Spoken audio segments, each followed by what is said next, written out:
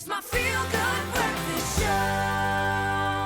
Welcome back, everybody. It's all about street food this morning, Gatsby's Kotas, and it's going to continue right now. Indeed, Chef Sia Chastakutle in Joburg around his culinary journey. Let's take a look. Good morning, everybody. We are coming to you live from Johannesburg.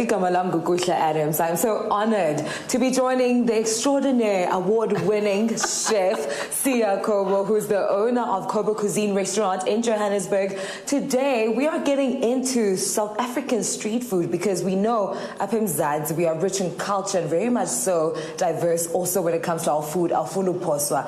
Chef, thank you so much for having us this morning. Thank you so much, Mushe. My name is Chef Sia from Kobo Cuisine. Kobo Cuisine advocates for indigenous food progressively. I absolutely love that. Before we get into that, Chef, you wanted to study mechanical engineering, but now you find yourself in the culinary industry. How did that happen?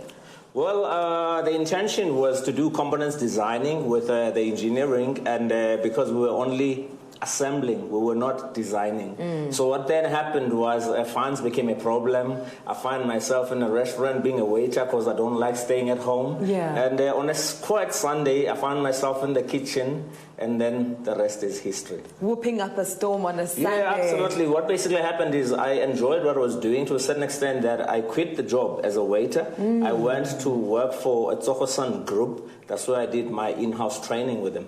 And now you are the owner of Kobo Cuisine restaurant. Tell us about that. What does it advocate for? So the biggest pain I had was in all places that I went to, there was no food that was speaking to me as a South African. So it kind of bothered me. And to a certain extent that I said, you know what?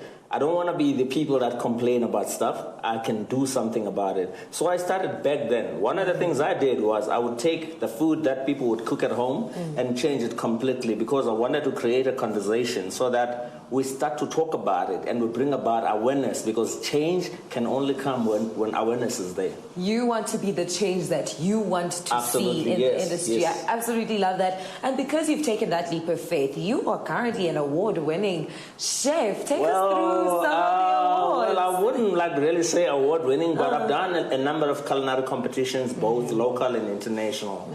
So I'm a former member of the culinary team South Africa.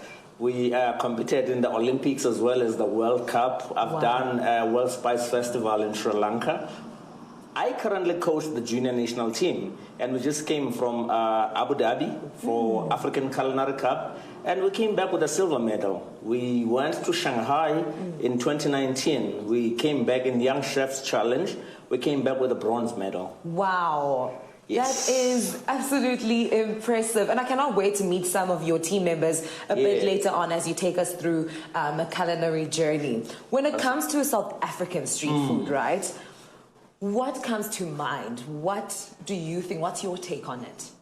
Well, from my perspective, which is why I'm doing what I'm doing, I feel like South African food has not traveled the globe. And that for me, I do not understand. It doesn't make sense merely because we've got, let's say, 11, 12 official languages with the sign language. So what it basically means is we are so diverse in terms of what we do. So in terms of the street food, that diversity comes into place as well. But as Kobo Cuisine advocates for indigenous cuisine, so today we're going to be doing a thing I call Papata Bread. Papata Bread. Yes.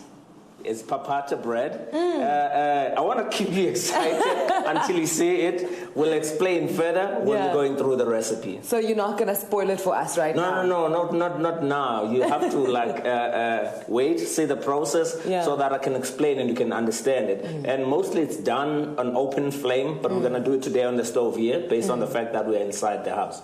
Is there a difference between South African traditional food and street style food? Do you think? It's not that different. The only thing that's different is the presentation. Okay. Because on the street, you are there with your phone, taking selfies, and you want something that you can be able to handle so that it doesn't take much of your hands. Yes. Whereas if you are sitting at home, you would have a meal that you can sit and have with a fork and knife. That's true. Or a spoon or a hand. Oh, your hands. Actually, I love that, Chef Sia. Thank you so much for having us. I'm really excited to be seeing the final product in our next encounter with you guys. Okay, Mamelani and Ifunuposone. Make sure to keep it locked right here on Expresso Show. We are coming to you live from Johannesburg with Chef Sia Kobo. We are getting into street food, Apa in Zanzi. See you shortly.